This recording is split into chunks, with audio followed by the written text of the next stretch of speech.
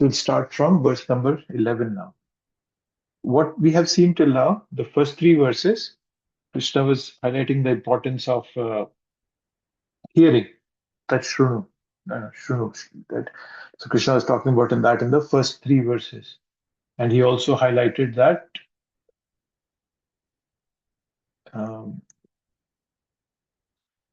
that what was that? Where is the 9.2?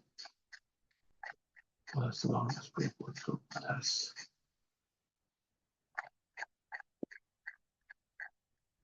right. Never envious of me, anasuyave.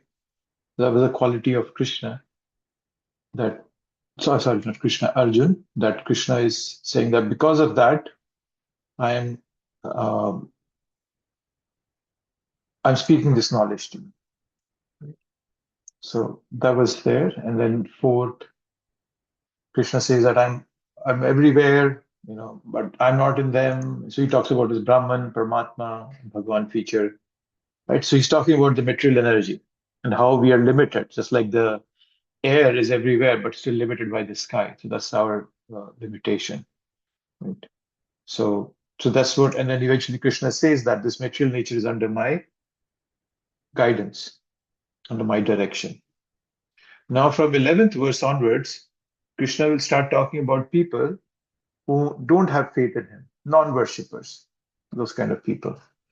And 11 to 20, he's going to talk about three different kinds of people. And then from 20th, well, 11, he's going to talk about three kinds of people who are non-worshippers. He'll elaborate about them. But from verse 20 onwards, he starts specifically focus on demigods. So let's go to 11th. Fools deride me when I descend in the human form. They do not know my transcendental nature as the Supreme Lord of all to be. So, Supreme Lord of all to be. So, Krishna is calling these people fools.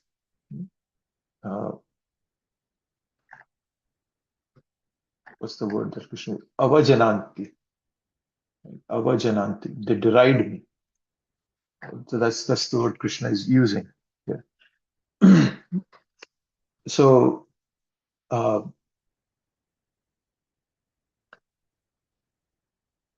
Prabhupada is going to talk about a few things in the purport. He's going to talk about deity worship. He's going to talk about Krishna's features and how Krishna's appearance is divine.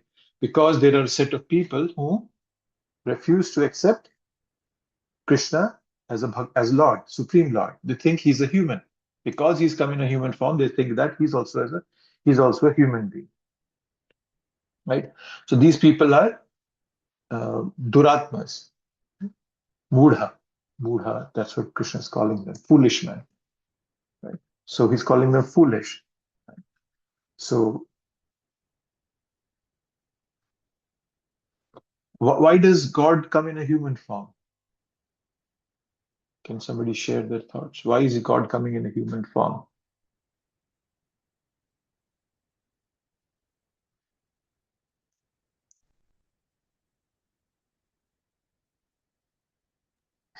It comes in a human form when there's a decline in righteousness. Why does he need to come in a human form? He can just think about it and kill everybody. Prabhu, if he came in any other form, like let's say a parrot or something, then human beings will not be able to relate, right? I mean, if a parrot talks in terms of intellectual things, people will not relate. And if they're talking like human beings, he serves a dual purpose. One is like people can relate to him. And secondly, he can live like a human and show how to live life like a human. So perhaps that may be the reason. Yeah. He comes to show mercy to his devotees, right? We have read this in the fourth chapter, right? Paritranaya sadhunam vinashaya cha dushritam dharma samsthapanarthaya sambhavami yuga yuga. I come after every yuga. But the main important reason is paritranaya sadhunam. He comes for the welfare of his devotees, right? In the 10th canto, I think it's the chapter where Ras Leela is happening. Krishna says that, not Krishna, Sukadeva Goswami says that Anugraha Bhaktanam Manusham Deham Astita. right? Bhajate tadrishi krida yat shutva tat paro bhave. That, when my devotees see me in my human-like form, they get attracted to me, right? And they dedicate themselves to me. So that's the reason why Krishna comes in a human form, right? But then unfortunately, some people mistake that, oh, he's come in a human form, so he's also become a human being. So that's the problem that Krishna is highlighting here. And those people he's calling as avajananti. Right? So avajananti mamudha. That's what he's talking about here. Right? Prabhupada quotes a lot in this from different Upanishads in the purport. He brings out Gopal Tapani Upanishad, which says, Sachidananda Rupaya Krishnaya. I offer my obeisances unto the Supreme Personality of Godhead Krishna, who is the eternal blissful form of knowledge. Let's see what else is Prabhupada bringing out. He brings out Brahm Samhita in this for sure. He brings out Srimad Bhagavatam. So he's bringing out a lot of places. So Krishna is doing that and coming as a human being. And so the word avajananti, so there's a word called jananti. Jananti means to know. Ajananti means to not know. But avajananti, what? Avajananti. What's the word? Let's see. I'll get this. Avajananti. So there is one word is called janati, know. Ajanati, not know. Avajananti means to know something in a wrong way. So God is not made in man's image. Man is made in God's image. Krishna is the source, we are the result. Right? And Krishna is saying, Avajaranti Mamudha. They don't know my form, they don't know my qualities, my activities, or they don't even know my abode. Right? That's Param Bhava Majanantam. Param Bhav means they don't know his Param Bhav, his transcendental nature. They don't know that. Right? And Krishna says, Mama Bhuta Maheshwara. That I am the superior proprietor of everything, supreme controller of all living beings. Right? And and then Prabhupada in the purport, he talks about this human form coming in and his Krishna's divine nature. And then Prabhupada also talks about deity form, the deity worship. Right? So he's coming here. There are many impersonalists who also deride temple worship. They say that since God is everywhere, why should one restrict to temple worship? So Prabhupada is highlighting all these. So Prabhupada is covering all the bases here, he's actually telling everybody that don't be a fool, understand that there's Bhagwan in everything. There's Bhagwan in the deity form also. Right? And Bhagwan can come in this material world without being affected by this material world. Right? So that's it. And Krishna himself in the 11th canto of Srimad Bhagavatam, he establishes the deity worship process. He gives that process. How do you do deity worship? Right? So, and the purpose of deity worship is that it makes interactions. When we worship deities and when we become conscious of Krishna, then we don't only see Krishna in deities. By worshipping deities, we become qualified to see Krishna in everyone. When we see a deity in every living entity, we'll show respect and honor to them. So deity worship makes us more sensitive.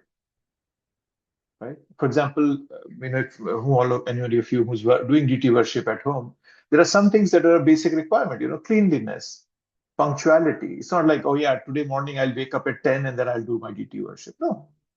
We do deity worship at a specified time, in a very specified time window. Right? And there is attention to details. How are we conducting ourselves around the deities? So on a practical level, all this makes us more sensitive. Right? And on a spiritual level, it makes us more and more conscious of Krishna.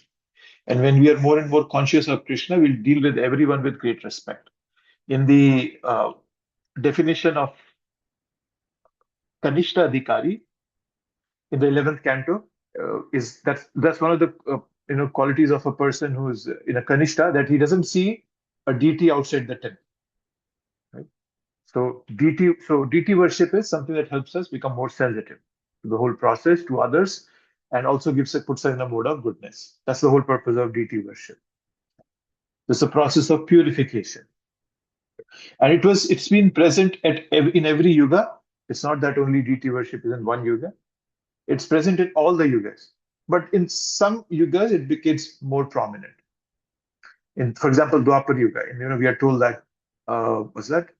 Um, Krite yadhyayato Vishnu, Krite yadhyayato Vishnu, Treta jajato makhe, Dwapare paricharyayam, Kalau tadhari sankirtan. So Dwapar Yuga was when deity worship was prominent, but that doesn't mean deity worship was not there in other places. So deity worship is an integral part of our bhakti process. And in Gaudiya Vaishnavism, which we all are a part of, Gaudiya Vaishnavism talks of Panchratrika Vidhi also and Bhagavad Vidhi also. Prabhupada has taught both of us to both the things. Panchratrika Vidhi is, deity worship, temple standards, mantra, diksha, external discipline. Bhagavad Vidhi is hearing Srimad Bhagavatam, chanting, association with devotees, internal cultivation of love for Krishna. And Rupa Goswami has told us that both of these, they nourish bhakti. So the Bhagavad Vidhi, it softens our heart. The Panchratrika Vidhi purifies and disciplines our senses. So externally or internally, both the ways, our purification happens by deity worship and also by following the Bhagavad Vidhi. So there is Panchratrika Vidhi and there is Bhagavad Vidhi. These two things to keep in mind. Okay. Let's see what Prabhupada is saying about all the other person.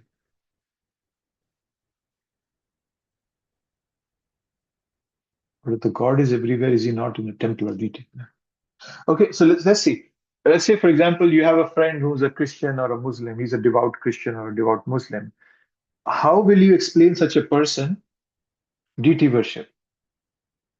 How would you explain deity worship to a newcomer or who's coming from a faith where deity worship is supposedly satanic? How would you explain deity worship to that person? Tell me. Okay, share your thoughts. Give it a thought. Give it a minute to think, and then think. How will you explain it? Because it's very important that we are able to explain our philosophy, which is rooted in Shastra, but we should be able to digest it, realize it, and also be able to explain it to somebody who has no idea what Bhagavad Gita is or what Srimad Bhagavatam is, or he's coming from a very strict Christian atmosphere or a Muslim atmosphere. How would you explain that to them?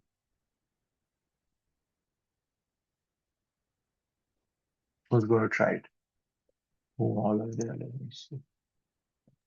Yeah, Julia, your hands up. Yes, you want to say something? Yeah, I can give it a try. So I was actually thinking because I go for book distribution. So I was always thinking about how to talk about this. So one thing that I thought of is that first of all, like you will think about deity when you reach that love, like just love meaning like how a mother will love her child. Like even if I say Krishna, Krishna, Krishna, by default you will think about Jesus, Jesus, or whoever it is, because that's how much like a mother loves his or her child. And once you reach there, and that time you will definitely want to like see the person, you want to relate to the person, because sometimes we don't like write love letters to air. You have to write, when you're writing a love letter, you have to write it to some person. So that's one thing that I thought of.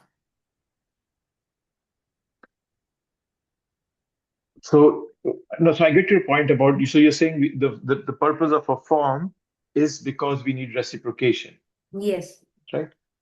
Okay, that I understand. I'm asking more specifically about deity worship. Let's say a Christian comes into the temple.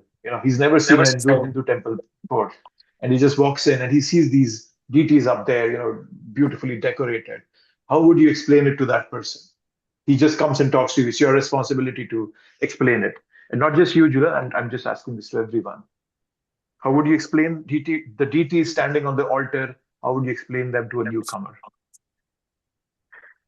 Well, this is actually close related to the very thought that this infinite Bhagwan or the Lord can have a form. because this is like a debate between form and formless, right? So I would first start with this debate that, is God form or formless? If you Okay. think that he is not form, it doesn't have a form, then how come you have a form? That means that you have something that the God does not have. How can God be restricted to a certain idea? Yeah. So as Vaishnavites, we believe that God can be formless or it can have a form if he wants. God doesn't have to take a deity form, but they take a deity form so that to reciprocate, so that the devotees feel happy. It's out of love, not out of compulsion. So that would be my argument, Prabhu. Okay. Yeah. So that's a good point. Yes, God already has a form, and I think Julian Yatra put a good point out. The relationship is that relationship requires interaction, and how can we love somebody whom we have not interacted with? So yes, and then you're saying that because God has a form, and so the deity form is the deity is just a representation of that form of God, and it's just representing his spiritual form in this world. Okay. What else? Anybody else has any more thoughts? How would you Oh, explain? not even like representing, it is himself only, because out of Okay. the love of devotees, he actually takes that form. He can do anything he wants, basically.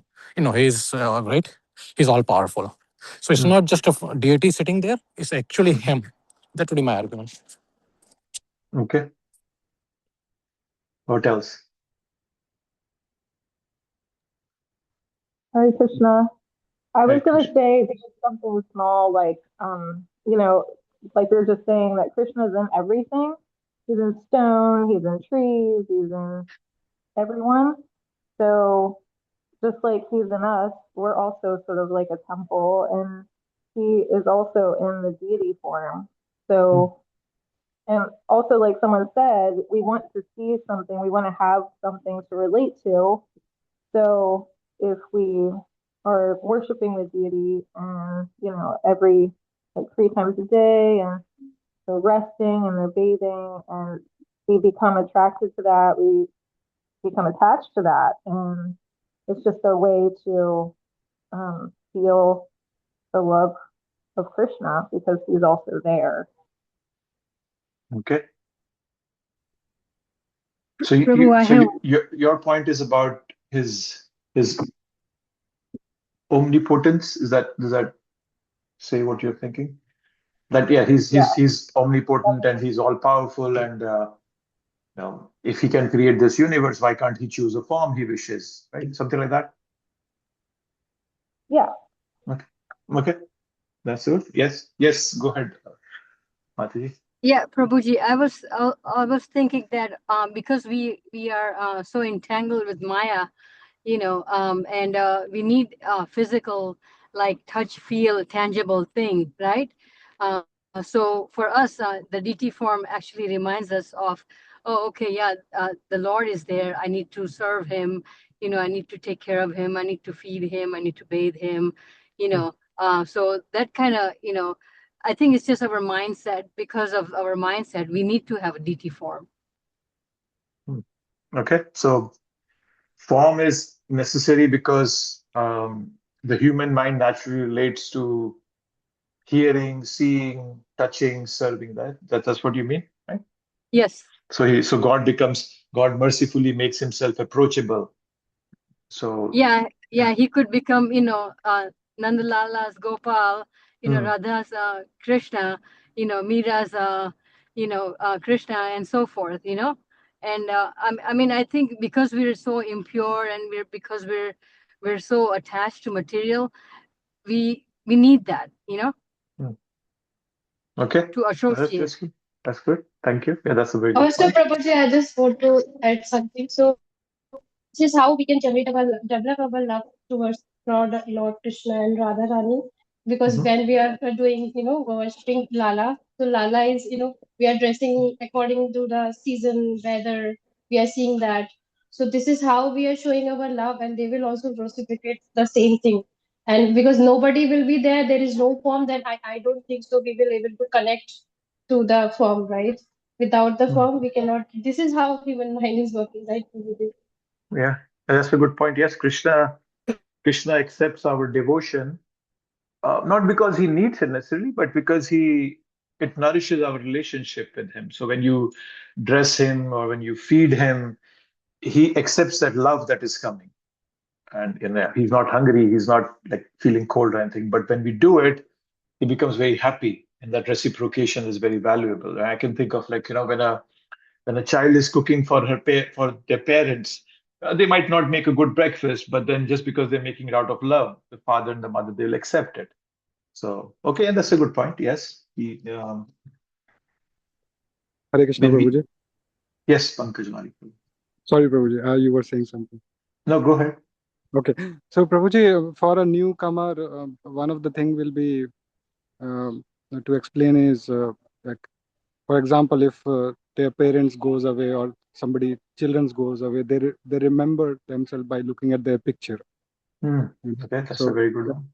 so we can just simply say, like, I will say that to remember Bhagwan, we have his deity form, which reminds me of him continuously. Let my mind focus, and that bhav transform into the love and care and the service we all want to offer. That's very good. Yes, you start with the relationship. We don't try to give philosophy. Like if your mother lives 1,000 miles away, and then my mother is, what do? I look at her photo and I say, oh, this is my mother, because my heart, I'm not looking at the photo. The paper is not that I'm looking at. I'm looking at the person represented in that paper, my mother. So the photograph is in my mother. It's because she is represented there. It reminds me of her and deepens my relationship. Yeah, so that's very good. Yeah, no, those are very good points that you all are bringing out. Anybody else has any point? You can wrap up otherwise. Anybody else? Yeah, Prabhu, I had one thought in that the way we kind of see the Bhagavad Gita, right, as Word of God, we take that as Bhagwan, right? So based on that conveyance, we see the deities in the same form, that it's God, is Word of God, and everything that it represents. So we just take that, as Bhagwan, and I think I kind of see it from that point of view. That is the conveyance, like the part and partial theory, and it all kind of relegates together, and you just kind of see that. Like when we take care of our deities, and I see that as as Bhagwan, me taking care of Bhagwan, literally taking care of Bhagwan. That's the way I kind of feel, and that's what I kind of see. Thank you, Hare Krishna. No, that's a good point. One thing we have to keep in mind when we meet somebody new, especially a new person, like if you meet a new Indian person, or persons who have probably Indian origin even, they have a fairly good understanding of deities. They don't question it. But the people who question it or come with doubts are mostly Westerners or people who practice Islam, those kind of people. So for them, we cannot use words like Word of God, and like Bhagavad Gita, because they don't necessarily believe in that. So the reason I just wanted to go through this exercise with all of you is that because you will meet new people every day. Going out for book distribution, or you're doing some service in the temple, you will meet new people. And we should be able to explain the things that we do in a way that they can appreciate it. I don't know how many of you were here. We had His Holiness Swayam Bhagwan Keshav Maharaj at our house, and he was giving a class, and he was mentioning that how we have to make our presentation more friendly to people who are not of a background that we are from. So that's why I just wanted to go through that. Not just about you, Prabhu, I'm just giving a more generic thing. But so these things, that all the points that have been brought out. So we have to keep in mind to not use very common ISKCON words, deity or Bhagavan or transcendental or Lord, and we should be able to explain it to them in a very, very common language. And I think there were some very good points, Pankaj Prabhu brought out about. Sorry, somebody was saying. So probably one point on that is, your question that you originally had based on that is, can we just keep it simple and just say, we see the deities as essence of God, right? There is a God. They believe in God, but they don't have deities. Ours is just simple. That's a good way of doing it. Yeah, that's a good way of doing it. We see just it keep as it simple and right. And make, that's a very good point. Yeah, that's good. So we had, Prabhuji. the example. There's somebody else, Jay? Yeah, Prabhuji, Yes. I'm sorry. Go ahead. Sorry to interrupt. I was say, I would explain it like we worship the deity because we wanted to get attached to the attach, and we wanted to concentrate our mind in deities. They might take it as if we are like playing with a doll, but in their point, but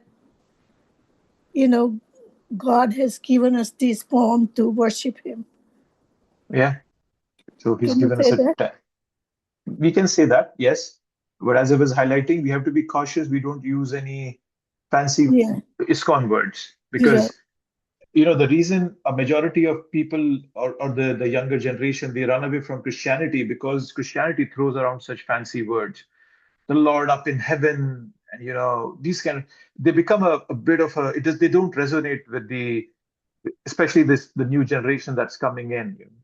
It just doesn't resonate with them. So we have to find out ways in which we can explain to them. But all the points are good. So yes, we talked about the relationship thing. Pankaj Malik Prabhu gave the example of a photograph.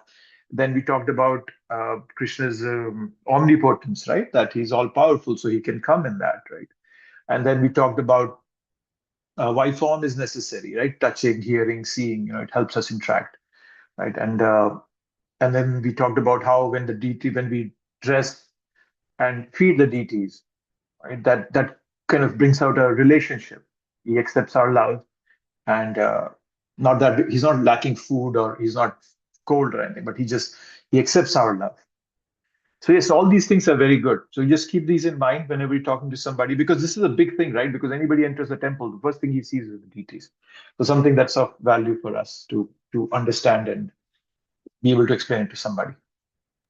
It happened to me, Saudi, one Western devotee came to the temple and he was asking, all of that is good, but I don't understand why you are feeding the food.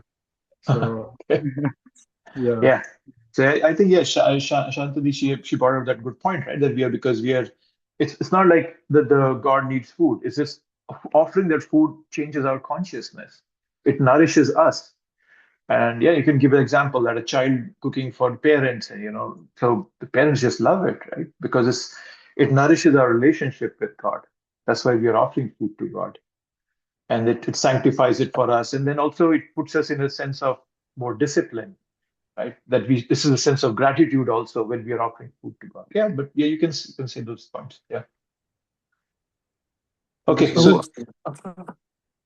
yes. I had an experience I want to share. Yes. In the Greater Baltimore Hindu Temple, right, in Westminster, they had an interfaith debate competition. Not competition, it's more like a debate, interfaith debate. And they were like all people from all different backgrounds, like Judaism, Christianity, Hinduism, obviously Jainism. So there was a person from Islamic faith.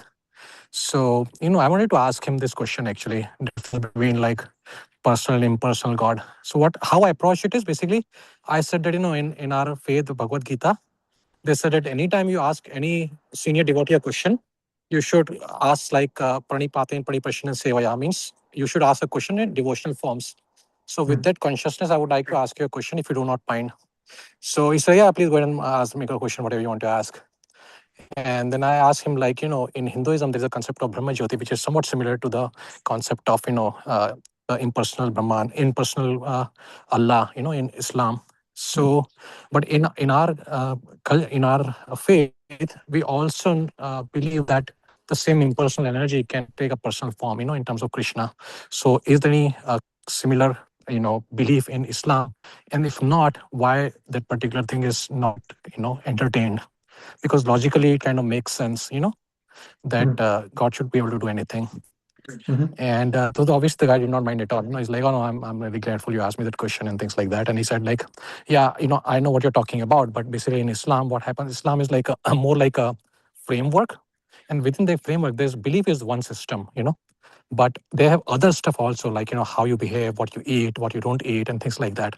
So, from Islamic angle standpoint, whoever is in that framework of Islam, that makes sense. But yeah, obviously for other people, there are certain things that they might ask and they might not relate to. So that's where he stopped, basically, that whoever is in Islam will actually believe in that, and whoever is not, some things might not be covered as a part of their philosophy. Yeah, it's hard because Islam and Christianity very clearly says that deity worship is satanic. That's what they clearly say that. So it's hard for them to accept it. Right? So that's true, right? So if you go to churches, right? If we go to church and we look at them, they have the picture of Jesus Christ, Mother Mary, and they put candles in front of them. They put incense in front of them. Some people even bring flowers. Yeah. And like, I mean, that's pretty much the same thing what we're doing. We're beyond that we actually have our Lord that we sit down and take care of him. We feed him, we give him a bath, and so forth. So we've gone beyond them. Why can't they understand that? And why is it satanic? It's I mean, I think it's oxymoron, if you ask me. But one takeaway I got from this whole thing is that, people are open, even though they may have completely different viewpoints. But if you bring it up, right, and obviously in a really inquisitive way, just like Krishna said, right, not to question, but to know, then I think, it's very hard to do sometimes, most of the time, actually. But then, people don't mind, actually, even hard questions. That's what, my limited experience has been. Yeah, then it's okay. I have to go. I personally, I just feel a bit confused, with these interfaith kind of meetings, because if you don't accept in a deity form and I'm saying I believe in a deity, that itself is a big point to throw off the whole discussion. But then, that's my personal view. I'm not saying anything wrong about it, but yeah, it's okay. And we Prabhu, have. then somebody has to go there, right? Otherwise, how would we represent our religion, right? That's to me another thing, And you're 100% right. Like, why should we even waste our time there, right? But obviously, every other religion is being represented, so But why do we need to represent our religion there? That's the bigger to question. clear I'm not opening up a box of questions and just for you to. Okay. But I'm just saying Well, that you can think about it, and I can also think about what you're saying. I'm not saying I'm right, but I always that why do we even have to represent our religion? But yeah, that I think we're just getting off track here. But yeah, so this was very important. I just thought bringing it out because Prabhupada is talking about it. But this whole chapter now from here, Krishna is highlighting people who are non-worshippers. And he's going to talk about them at length, I think, for the next 15 or so verses. Okay, so we read about this one, Avajananti Mamudha, people who don't believe in that form of Krishna, think it's human, right? And then Krishna goes, those who are thus bewildered, means they don't accept Krishna as, they think that Krishna is in human form. They're attracted by demonic and atheistic views. In that deluded condition, their hopes for liberation, their fruitive activities, and their culture of knowledge all are defeated. So here the word used is Mog Asha. So Mog Asha means they are baffled in their hopes, as Prabhupada is telling us. So they're typical materialistic people, karmis, who are bound by this Asha, this Mog Asha, right? So Asha means desire, that someday we will become happy by accumulating material things. So then there is Mog Karmana. So Mog Karmana are Karmakandis. They take shelter of Vedas, they perform some rituals, but then they want to gain heavenly pleasures, right? Pleasures of this world are not their target. They're not like iPad, iPhone. That's not their target. They're looking for something even bigger. I want to enjoy the heavenly kingdom. And then comes Moga Jnana. Moga Jnana is these people who try to understand the absolute by knowledge. Right? So all these three people, this is Mog Asha, that's the pure materialistic people, Mog Jnana, Mog Karma, Karm Kandis, Mog Asha, Jnana Yogis. So they are bewildered, right? Because they don't know Krishna's position. And Krishna goes on to say it's Rakshasim Asurim Chaiva. The word Rakshasa is demoniac. Asurim is atheistic. Prabhupada is translated. So people, this word Rakshasim Asurim Chaiva, people who take shelter of demonic nature. Right? So these both Rakshasa and Asuras, they're the ones who delight in carnal pleasures, this pleasures related to this body. They are atheistic nature, right? Whose shelter have they taken? Krishna says, Prakritim mohinim asha, mohinim shita. Mohinim means here Maya. So let's see what Prabhupada is trying. Mohinim, bewildering. So that's what they have taken the shelter of. So that's what they take. So then Prabhupada, let's see. Now, you would think that in such a purport, Prabhupada will start criticizing those people. No, but he's actually talking about ourselves. He's saying many devotees who assume themselves to be in Krishna consciousness and devotional service, but at heart do not accept the Supreme Personality of Godhead Krishna as the absolute truth. So here Prabhupada is talking actually about devotees who come to bhakti, who come to the temple, they will come to classes, they will hear, but they don't have faith on it. They don't have any devotion in their heart. They don't accept Krishna as Bhagavan. Down deep in their heart, it always something is saying, no, Ganesh is Bhagavan. No, this is Bhagavan, that is Bhagavan. They just cannot accept Krishna as Bhagavan. So Prabhupada is actually starting with devotees. This is an interesting way Prabhupada is putting it. Instead of putting the gun on these Mogasha, Mogyana, Mokarna people, he's putting it on the devotees. So, and Krishna says, what is Krishna saying? Their hopes for liberation, their fruitive activities, and their culture of knowledge. So these three correspond to the three people we are talking about. Hope for liberation is the materialistic people, pure materialistic. Then the next was Moga Karmana. Those are the fruitive, karma kandis. And then there was Moga Jnana, their culture of knowledge. They all are defeated. Right? So when Krishna says defeated, it does not mean that these people will never become wealthy, they'll not become famous or influential. No. If it meant that, this word would obviously be false, because history is full of such people who are atheistic, but at the same time, they are pretty famous in this world, CEOs. Actually, who was the guy? The guy who was on a wheelchair, right? A scientist. Can you remember? He passed away. Stephen Hawking. Yeah, Stephen Hawking. Yeah, so imagine he was one of the best scientists in this century probably, but he's an atheist. He doesn't believe in God. So Moga Asha, Moga Jnana, Moga Karmana. So that he's defeated. Everything is defeated, right? So the word Mogha means futile, vain, ultimately fruitless. Right? So the thing Krishna is not saying that, they won't become rich, as I'm saying. They can become rich, they can win elections, they can become presidents, prime ministers, whatever. They can build companies, they can become billionaires, receive Nobel Prizes, everything. Those things may happen. The question is, did these accomplishments solve the real problem of life? Material success is real, but its permanence is not. It's never going to be permanent. So what is the deeper meaning of success, right? Suppose somebody says, I don't care, I just want money. Yeah, that's fine. Yeah, you want money. But then Bhagavad Gita walks us through that path and says, okay, how much money do you want? Let's say I want $100 million. Okay, then what? I'll enjoy. For how long? Until I die. And after that? So Gita keeps extending the timeline so that we can make a conscious choice about what we want to do. So similarly, when we all have these habits, right, which I have a few habits that I'm really frustrated about, I just cannot give them up.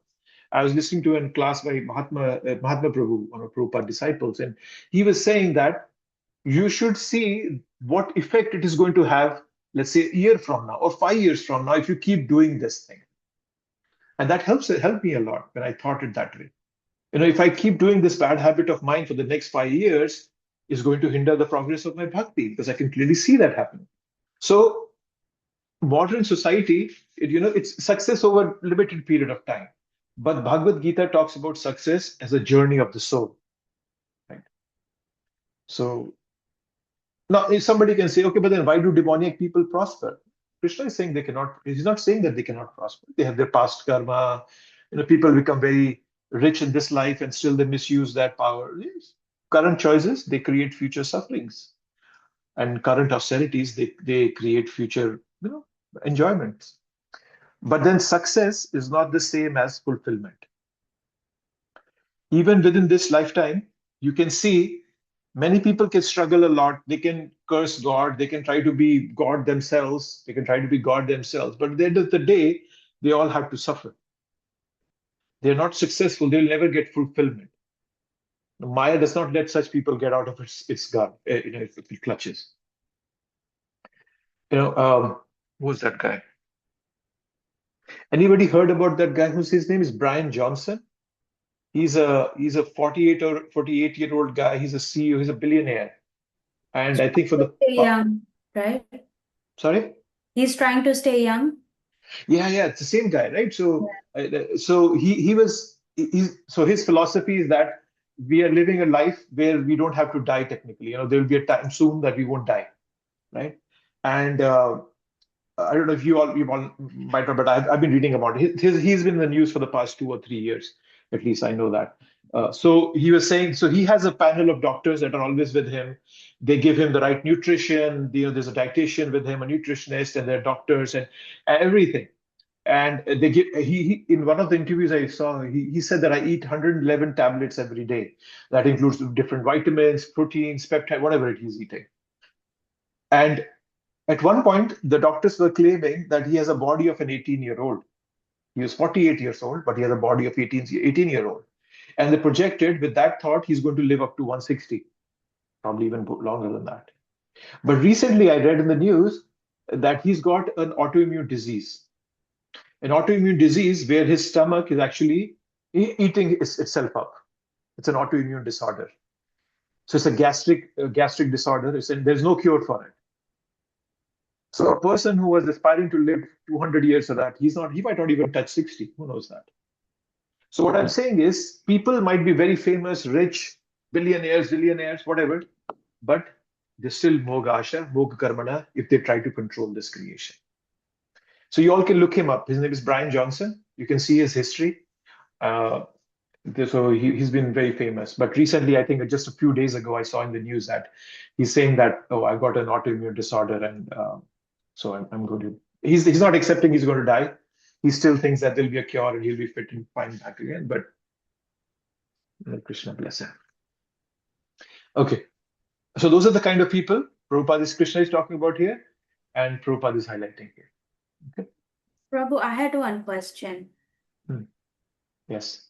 So right now we are talking about demoniac and atheistic views, but also like in India right now, right, we see like a lot of people who are devotees, but then they are like literally having a deity of Krishna and treating it like a baby and sending him to school and things like that, and there is like interview about teachers, they're like, oh, the deity, I mean, they've also like named him some Krishna, Madhav something, and Madhav got 100 out of 100 in math and everyone is celebrating. So I mean, I don't know, like how do you relate with like those things? Like would that be also like a form of atheism, or I don't know. I was just curious. So that becomes, as Prabhupada says, right, sahajiyas. They think that it's very easy to connect with Bhagavan. So that's why Prabhupada used to call them sahajiyas. There are many such people in Vrindavan. Prabhupada would have, and you must have already read about them in Prabhupada's books, that they in Vrindavan they would say, oh, I am a gopi, oh, I am Krishna, I don't need to know anything. No, see, the whole process, devotion, in a bigger picture, if you see, is expressed through your intention primarily and your attention. Yeah. It's not expressed through your emotions necessarily, and also not with your actions. If your actions might be perfect, but internally our intention is wrong, that's also not devotion. So the intention part is very, very important. And when I say attention basically means attention on the process that been given to us. Some people think I don't need a guru. Why do I need a guru? I can do it, figure it out myself. So that's wrong. So that's not considered as appropriate. So I wouldn't call them as atheistic, but you can call them as sahajiyas. That's the term I can think of at the moment. But then again, like with the same argument, right now we were discussing about how we would explain this to like a Christian or a Muslim. I mean, they can say the same thing, like it's necessarily like you are just thinking it's too easy to connect. It's not like that. So then how would we counter argue with that? So it's easy, but then you also have to tell them. So see, as I was telling earlier, I think we were saying, right? Panchratrika Vidhi and Bhagavad Vidhi. You are not just doing Panchratrika Vidhi. It's not just that you're doing idol worship and then when you go out of the temple, you forget everything. We are out on the road smoking and doing all sort of nonsense stuff. You're not doing that. So you have a Panchratrika Vidhi and you also have a Bhagavad Vidhi. What the Panchratrika Vidhi does, even when you're worshipping deities at home, as I was saying, it makes you very punctual. Cleanliness becomes an integral part of your life. Your life becomes extremely disciplined, which feeds into your other aspects of bhakti, which is your reading, your chanting, your hearing, and more importantly, the qualities that you're trying to develop: gratitude, humility, those Brahmanic qualities, right? So it's not just that you're doing deity worship. If you just do deity worship, yes, somebody can come and say, yeah, it's so easy to you. You just mean that, oh, I come, I wave a light in front of the god or in front of the deity, and then, oh, everything is perfect. No, no. We are doing a significant portion outside the temple also. Yeah. So that's the way you want to explain it to them. Bhagavad Vidhi, Panchratrika Vidhi. Both of them have to go side by side. And there's this verse, right? Rupa Goswami, Smriti Puranadi Panchratri ki Vidhi Vina Aikantika Harir Bhakti Utpadeva Kalpate. If you are not doing it according to the Panchratrika Vidhi, and say Panchratrika, I'm trying to remember the verse. Smriti Shruti Puran Adi Panchratri ki Vidhi Vina Aikantika Harir Bhakti Utpadeva Kalpate. Yes, so if you're not following the process that has been given in Shastra, coming from a guru, then you're just a nuisance. I'm just a nuisance to the society. I'm just a disturbance to the society. Right? So hope that helps. Thank you. And one thing, you might meet people who are hell-bent on trying to prove that you are doing wrong. Please don't argue with them. You don't have to. The discussion that we had, the exercise that we went through is only for people who are genuinely inquisitive. I have met people on book distributors, Muslim people, they're just walking by in front of, oh, these are the doll worshippers. They laugh at us. I'm not going to go and explain deity worship to them. I'll never do that. So you all also have to learn to judge who's the right person to speak to and not to. Okay. But Prabhuji, if one doesn't stand up for these people, then wouldn't they get more, Yes, but you and I should not stand up. We are not there. Okay. Prabhupada can stand up. You and I cannot. First, we all have to purify ourselves enough that we can stand up. Right? There are devotees right now in the movement who can stand up, but I'm not there yet. That is why I don't know if you went through. I sent that screenshot of the qualities of Madhyama, Kanishta, and Kanishta, Madhyama, and Uttama. For the Madhyam Adhikari, the 11, 26, 47th verse, it says, right, that Ishwari tadadineshu balisheshu dushatsucha prema maitri kripopeksha ya karoti sa madhyama. The middle person in bhakti, where I am, where we all are, middle.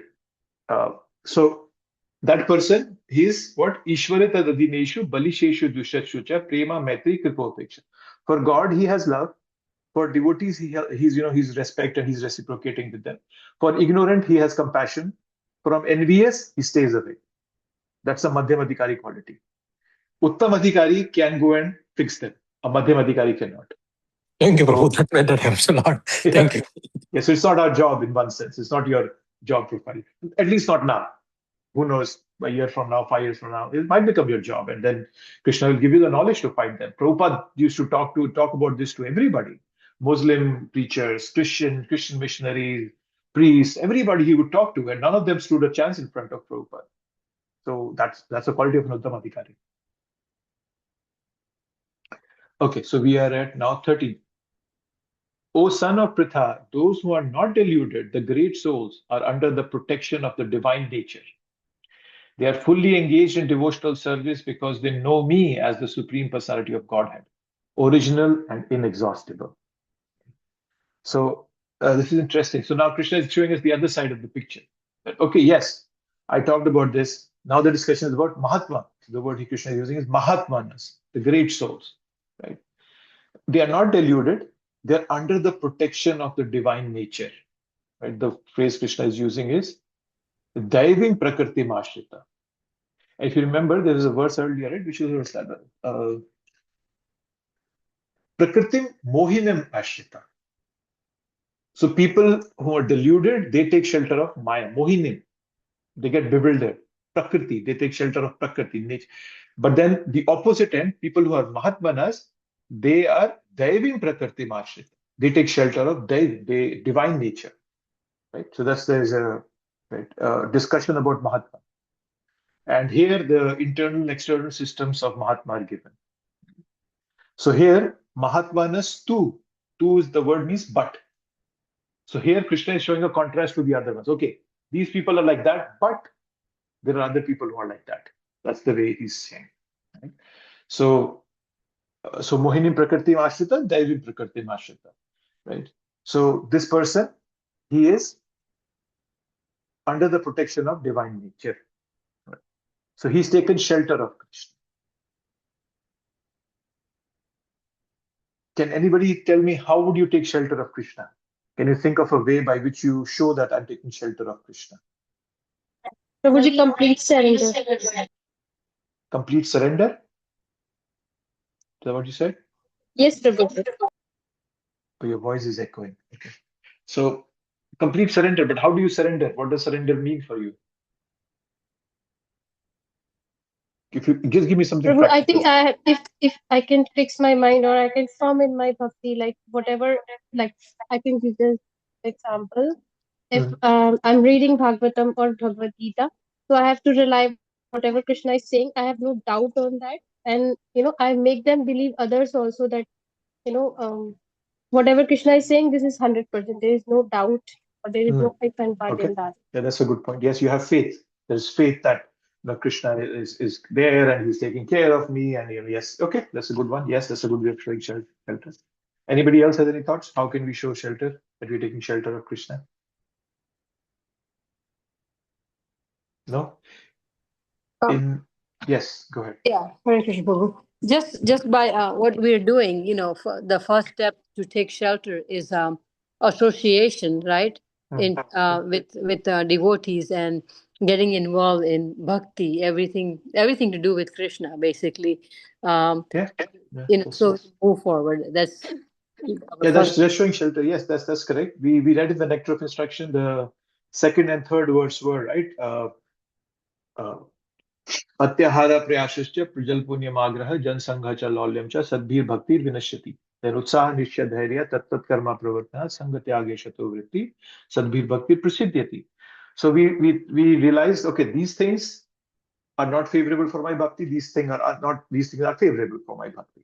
So knowing that is also a way of knowing and practicing those things, avoiding things that are unfavorable and taking up things that are favorable. That's also a good way of showing shelter.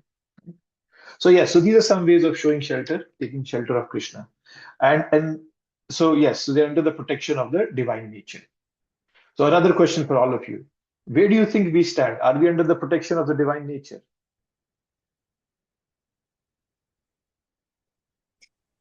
Yes, I think we are under just by connecting with the devotees, connecting with Ishkan, connecting with the Lord on the day-to-day activities. We're on the path. We're not there. We're on the path. We're so far away in the line. We're like probably the last one in the line, but we're there in the line. Yeah. Anybody has any other thoughts? Do you think we are under the protection of divine nature? Yeah, I think like when we do our daily sadhana, like at least for me, I can tell that not every day like I give 100% attention, but I have still not like given up. Like I don't say, okay, it doesn't work, so let's give up. So I guess that is because I am under protection.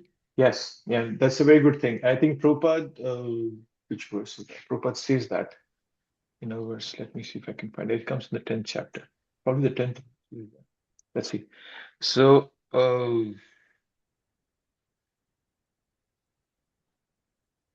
Prabhupada is saying, if a devotee, this is 10.10, if a devotee is not intelligent enough to make progress on the path of self-realization, but is sincere and devoted to the activities of devotional service, the Lord gives him a chance to make progress and ultimately attain him.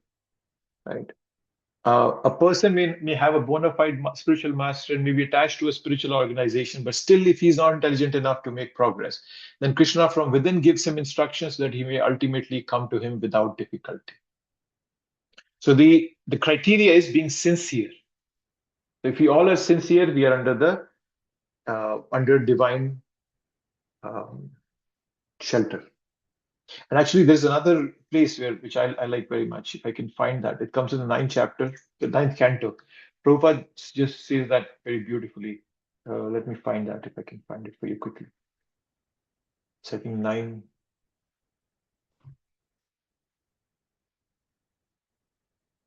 Was that 9:4? I think.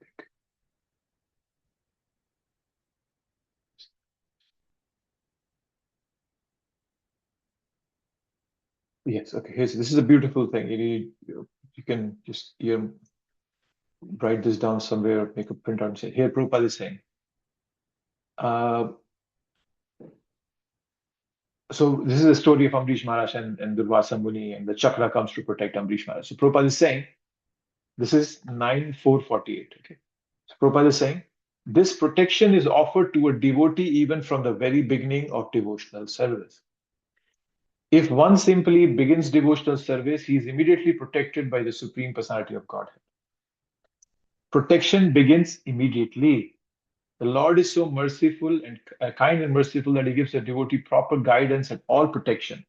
And thus the devotee very peacefully makes solid progress in Krishna consciousness without outward disturbance. This seals the deal here. Prabhupada is saying it's right available for all of us. The moment we become sincere in bhakti, that's the criteria. It's available to all of us. Okay, let's get back to what we were reading. No. Where were we? Oh, this is 10. 9. Okay. So was it 13? Yeah. So we are all under the protection of divine nature. 14th. So here now, what does that Mahatma do? These are the qualities that are being highlighted here. Always chanting my glories, endeavoring with great determination, bowing down before me. These great souls perpetually worship me with devotion. So Krishna is just giving those qualities. The external demonstration of a Mahatma. Satatam Kirtan, they're always chanting Krishna's glories. Right?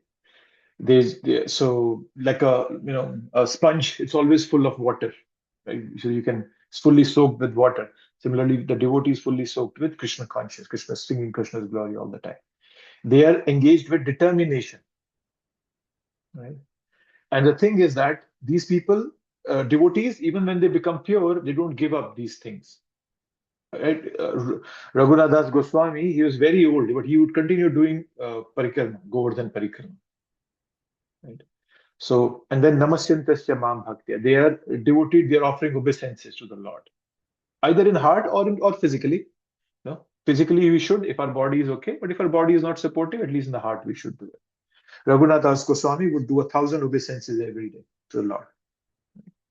So, so yes.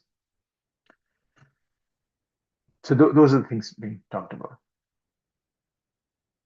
Bowing down before me, and you have to understand here, there are some very practical things. Bowing down before me. Right? So somebody might say, pure devotion is spontaneous. Why do I need these rule regulations? Why do I need to bow down? Okay, as we were talking about deity worship, these rules are not the goal. They are training that awakens love in our heart. Right? So they uncover the love in our heart.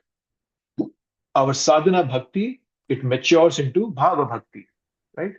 We remember Shraddha, Sadhu Sangha, Bhajan Kriya, Anartha Nivritti, Nishtha, Ruchi, Asakti, Bhava Prem. So Bhajan Kriya is where we all are right now. Right? Bhajan Kriya, Anartha Nivritti, that's where we all are.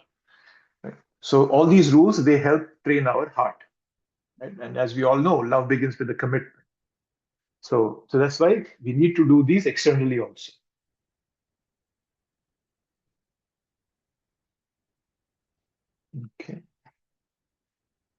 Okay. So now Krishna talking about others again. He's going to move back from Mahatmas, now coming the other way.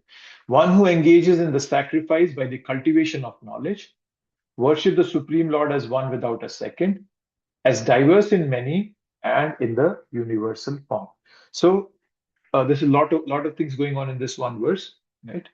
So if you remember 11th and 12th, it talked about Mudhas, 13th, 14th talked about Mahatmas.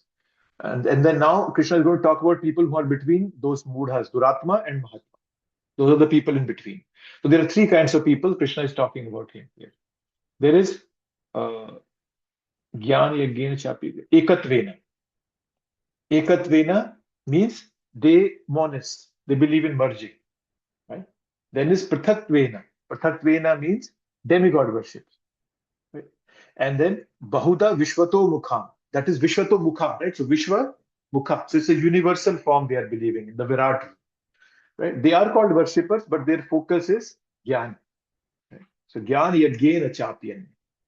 Right? So Gyan Yagena Chapyan in the first line Krishna is saying. So they're worshipping, but they're indirectly worshipping. This is why it's a different category. So that's what is being talked about here, those three people.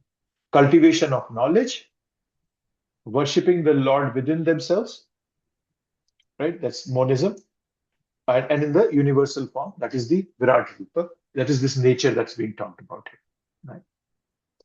Right?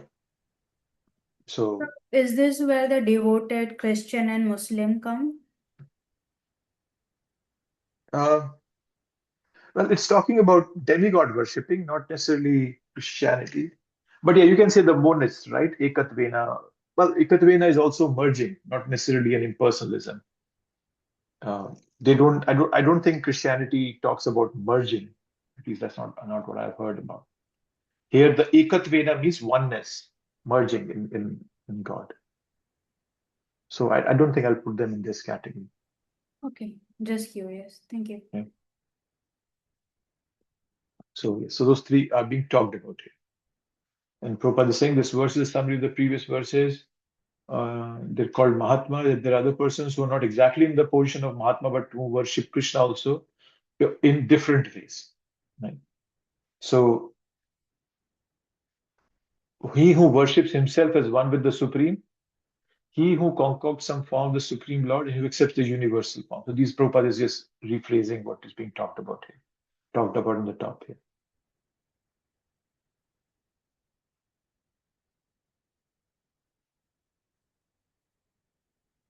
Okay, and he's explaining here. Impersonalists worship the Supreme Lord in this way. That is Ekatvena. Second class is the worshipper of demigods. Those who by imagination consider any form to be the form supreme. And the third class is the who cannot think anything beyond the manifestation of this material universe. So this Virat, universal form of the Lord. Okay. So now Krishna establishes himself as the whole soul of everything now. So Krishna is saying, even these people who are doing it, I am still the one who's giving them everything. And then he brings out a very good analogical verse here. It is I who am the ritual, I the sacrifice, offering to the ancestors, the healing herb, the transcendental chant, and the butter and fire and the offering. Right? So Krishna establishes himself as everything in the yajna process. Right? So this the word kratur, here kratur means Vedic rituals, the Vedic sacrifices. Right? So swadha. So where is that? Swadaham. Swadha. So swadha means oblation, what you're offering in. Aushadha means the herbs that you're offering in, right? And then the ghee is there, right? Hutam, variety of offerings. And the purpose of yajna, the whole purpose of this is, Krishna is saying, aham evaja. He's saying it's me, it's I. So what Krishna is establishing is that the purpose of this fire sacrifice is to acknowledge the proprietorship of Bhagwan, Krishna, over everything. I don't know if you've heard, but whenever there's the fire sacrifice, there is a phrase that they always say, Idam Vishnave, Idam Na Mama Swaha. When they say Idam Vishnave, Idam Na Mama Swaha. So that Idam Vishnave, that everything for Vishnu, Na Mama, not for me. And then you offer it. Right? So that's the way all the offerings go. We all have this tendency that we want to become Lord of everything, right? We want to reach the moon, the Mars, we want to put a flag over there. So what are we going to do with that? Right? So this is the mood why we all are here. Right? So then by this fire sacrifice and understanding the relationship to Krishna, we are able to get purified. Right? So what Krishna is doing here is a very smart thing. He is not rejecting the Vedas, but he's not accepting the rituals also as all in all. He's saying, if you perform these sacrifices, I am that, right? I am the offering you're offering. I am the mantra, I am the fire, I am the ghee that you're putting in. Every authentic Vedic ritual is meaningful only because Krishna is present at its center. When one directly serves Krishna in bhakti, one reaches the source from which all the sacrifice derive their value. That is why Prabhupada always say that bhaktis is like they have surpassed all the other paths. But then Krishna is specifically, he's talking about people who are indirectly worshipping Bhagavan. So that's why he's talking about them here. That's why he is giving the details. That is me, you like doing fire sacrifice, but it's me. I'm everything in there. Okay.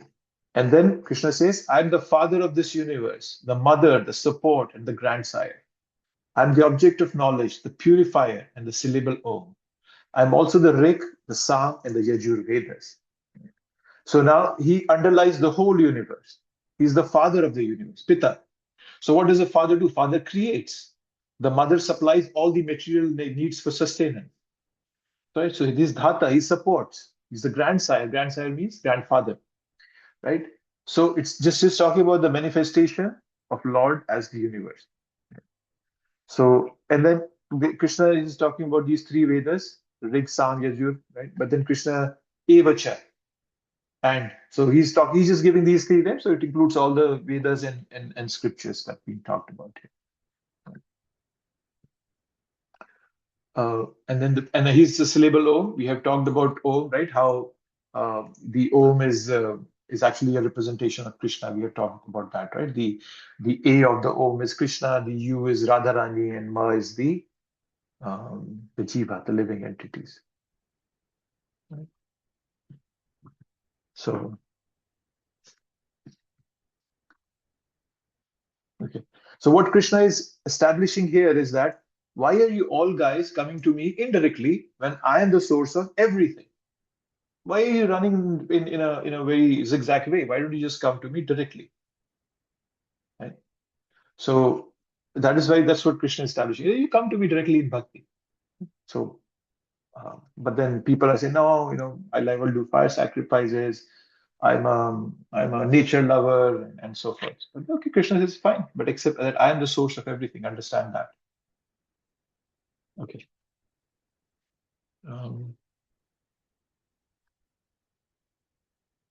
What verse is this? 18th. Okay. Gatir Bhutta Prabhu Shakshi Nivasha Sharanam Suvirat Prabhava Pralaya Sthanam Nidhanam Bijam Avyayam. I'm the goal, the sustainer, the master, the witness, the abode, the refuge, and the most dear friend. I'm the creation and the annihilation, the basis of everything, the resting place and the eternal sea. So he's the be-all and the end-all of this universe. He's not a king just sitting in his kingdom. He's the foundation of everything, of every living entity. Even when we turn away from Krishna, we are still serving him, but through Maya, right? He's sitting in our heart. He's Sakshi. Right? That's Krishna is using. Nivasha. So my house is in this earth, but then this earth is sheltered under Krishna. So there's no great shelter for us other than Krishna. He's the supreme safety. Right? So, yeah. Basis of everything. Om Purnamada Purnamidam Purna Purnamudachyate. I am the eternal seed.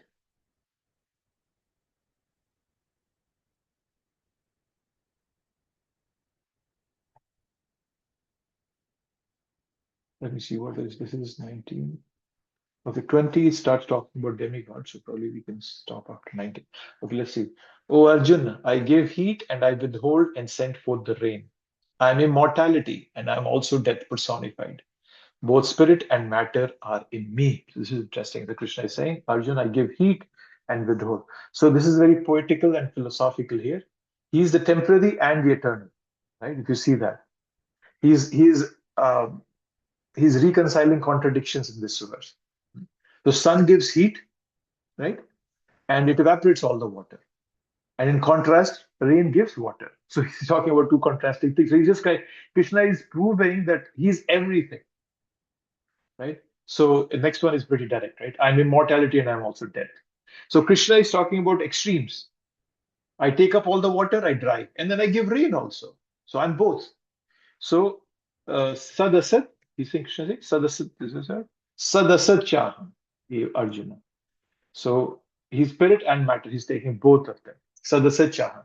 So temporary and eternal, both of them are in Krishna, right? So we many a time, all the time we think about everything in dualities. So Krishna is also speaking in dualities for us so that we can understand it better. Right? And in another sense, you can understand it that if we accept Krishna as Bhagwan and as our well-wisher and protector and everything, then we will see the good part of it, the immortality part. But if we don't accept him, then we'll see the death part. Right? You all must have heard that example Prabhupada gives of a cat. When the cat is holding its kitten in her mouth, the kitten is not afraid, he's not fearful. But at the same time, when the cat is holding a rat in her mouth, they both are exactly in the same position, but the rat is very fearful. So similarly, for a devotee, it's like a kitten. There's no fear. But for a non-devotee, it's like a rat. They're very fearful. So Krishna can either come as Amrita, immortality for us if we become devotees, or he can come as death for people who are not devotees. That's here. So that's why he's giving both the extremes here. By analyzing all these different energies of Krishna, one can ascertain that for Krishna, there is no distinction between matter and spirit. Or in other words, he's both matter and spirit. In the advanced stage of Krishna consciousness, one therefore makes no such distinction. Sees only Krishna in everything. From 20 onwards, Krishna will start specifically talking about demigods and how the whole process goes. So we'll start that next week. Okay, tell me, anything on anybody's mind? Thoughts, comments, questions, criticism?